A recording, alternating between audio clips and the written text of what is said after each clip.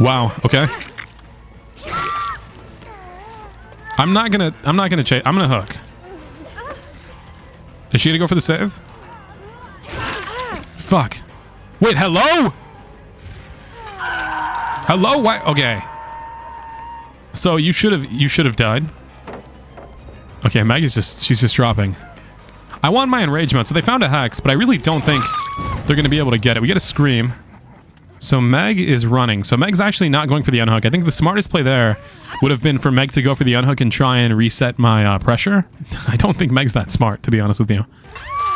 I don't think she's gonna be able to get my oh yeah, the Meg is a bot. I'm trolling, bro. I forgot the Meg was a bot.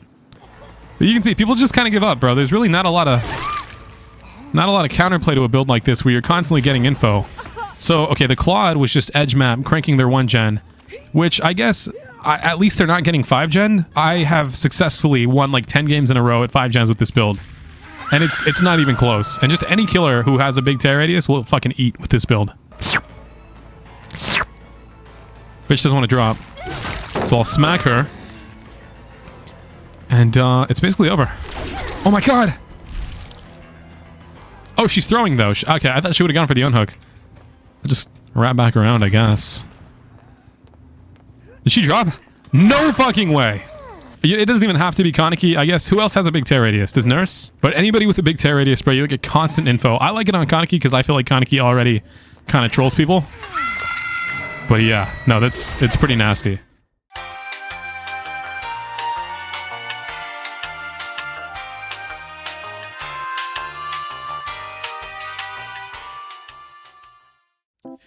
Okay, I'm back on Haddonfield, which, dude, this is kind of going to be a historic video because Haddonfield, if you guys don't know, is actually going to be leaving the game. Is that being worked on? No. I think when Stranger Things comes out, I want to say is when it leaves. Because the license for Myers is actually going away, which is kind of a tragic thing.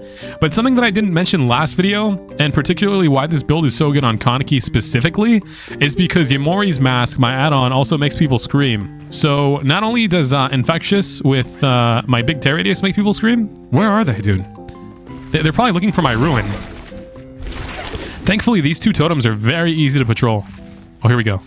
These 2 totems are very, very easy to patrol because they're both on the same side of the map, which is kind of a godsend. It's kind of bad and it's kind of good at the same time because it makes it easier for me to know where my totems are, but it also makes it easier for them to find my totems. They don't have to stray too far to find each one. But assuming we can get it down relatively quick, and that's heavily assuming. Oh, I think we got this. Infectious will proc and reset any progress. So because I know someone's over here and I know they're probably in line of sight of my totem, I'll just run over. And I will get the grab. And yeah, chances are they're going to hold on to that gen extra long because in their mind, any second counts because I have Ruin, right? So if I let go... Dude, is she just going to cleanse right there? So if they let go, they'd rather do it later rather than sooner so that the gen technically loses less progress. So they're going to try and stick it a little bit longer. You can see we just snowball big time with this build. I am slugging a little bit, but you know what? Fuck the rulebook. Fuck the rulebook, I'll slug. We'll be getting another scream with Yamori's Mask.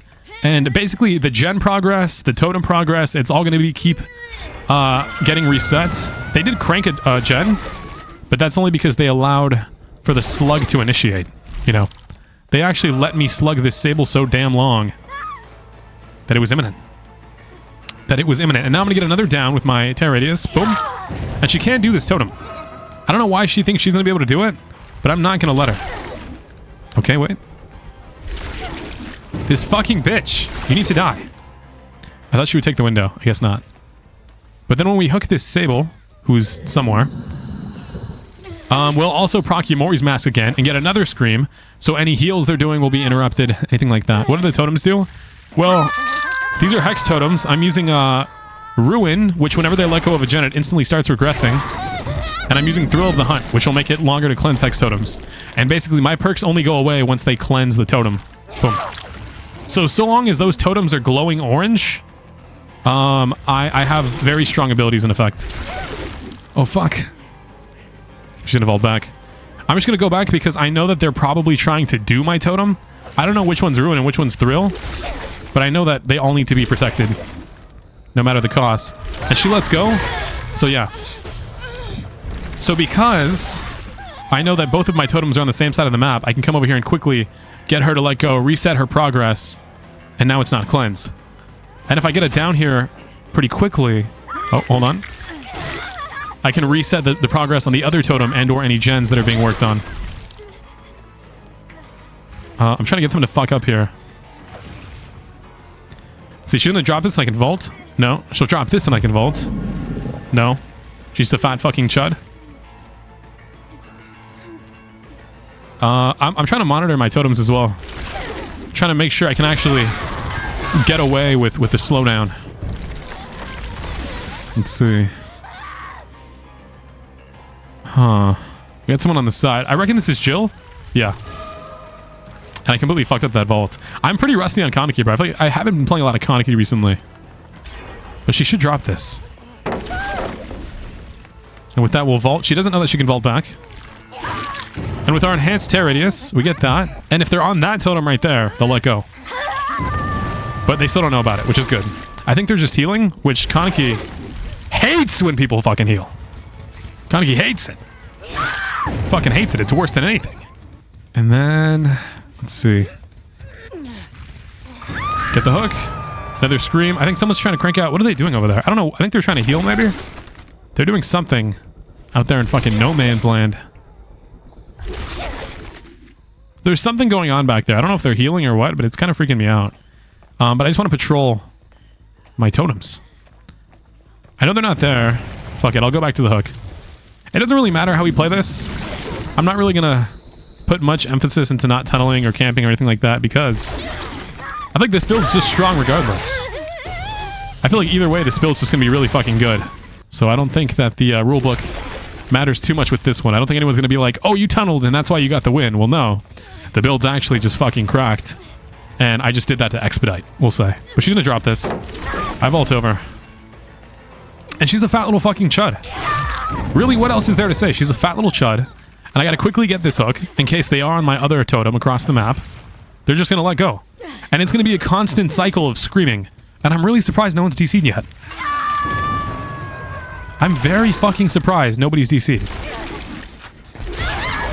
And you can see, she really doesn't want to let go of the gen because of the ruin. So it just makes the free hits that much more free. And we can probably get this. I want to wait to play this until I have my power. Okay, so now if she drops it, I don't care because I could just vault over. But she's probably going to hold W. Yeah, she knows what she's doing, but I think I get this. Yo, Big Red, appreciate you. Okay. I had a complete brain fart. I don't know what I was trying to say. But I was trying to say there's not much hope for them. Basically. They can sit down and crank gens, which would honestly probably be their best bet, is to try and gen rush. Oh my god, the Mirrored Illusion almost got me. I think trying to gen rush would probably be the best thing that they can do. But I still think that, like, at the end of the day, if you're screaming and you're getting constantly fucking cucked from the gen, it's going to take its toll, you know. And this was the one that was obsessed with cleansing the totems. I don't even know if anyone else really knows where my totems are. I mean, this one's pretty apparent because it stands out like a sore fucking thumb. But I don't know if anyone knows about this other one. I feel like they're both in pretty obvious positions. But I haven't really seen many people trying to attack them other than the Jill. Because even those guys weren't doing it. They were just healing. Take that fast vault. Yup, W. So that's actually a bug. You're not supposed to be able to do that to them. But I was able to down her. Die, bitch. This might have been a misplay. It actually might have been better to hook for the Yamori's mask. But I figure if we brought a Mori, we might as well use it. We might as well get our value out of the cinematic kills. They're not even touching a totem, which is pretty fucking bad for them. They're actually still trying to crank out a gen when really their biggest issue is the ruin.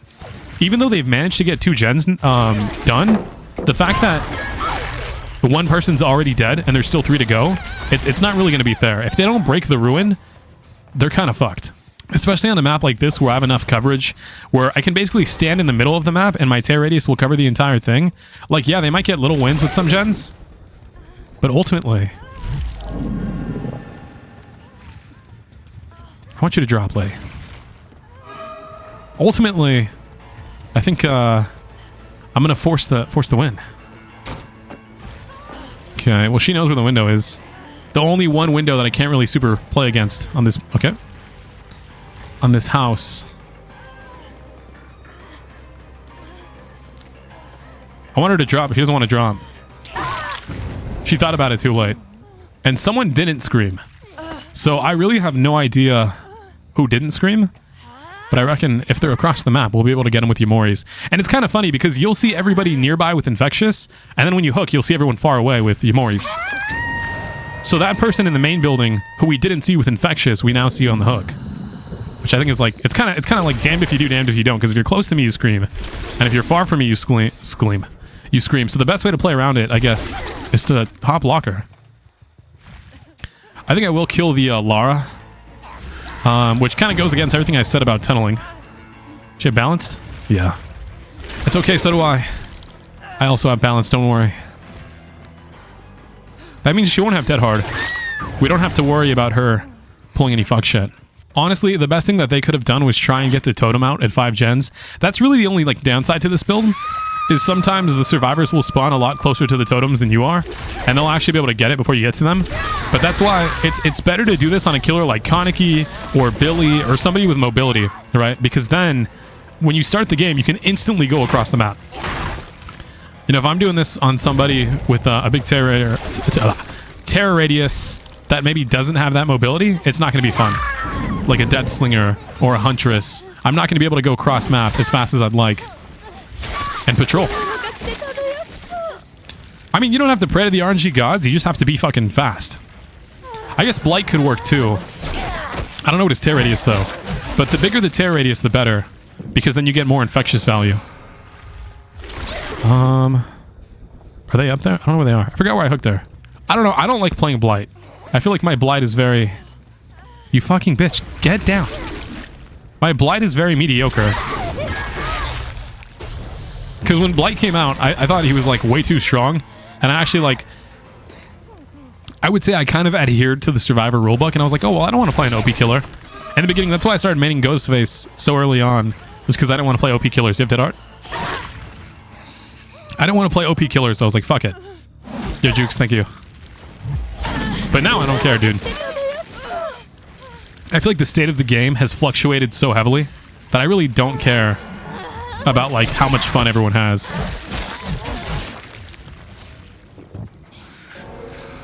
Okay, well, I did leave it to a hatch 1v1. I'd like to get her, but we already got 3 more, so I won't complain. But it won't matter anyways. There's really not much she can do unless she wants to just sit and wait out the clock, which I'm fine with as well. Oh, here we go. Bitch. She has a key? Said who? Who said she has a key? She's holding a toolbox. Oh yeah, she has balance, I forgot. Fuck. I went too far. Says you. Uh-huh. I like that she's like running past her dead teammates. She knows what's in store for her. Bye, Lara. Sorry. But yeah, say bye to Haddonfield as well. Honestly, I've been playing this game for a very long time, and seeing how much Haddonfield's changed since it first got in is kind of fucking nuts. Like, this is not the Haddonfield that was first introduced to DBD. So it's honestly, it's kind of emotional to see it go, but I hope you guys have a great day, and thank you for watching.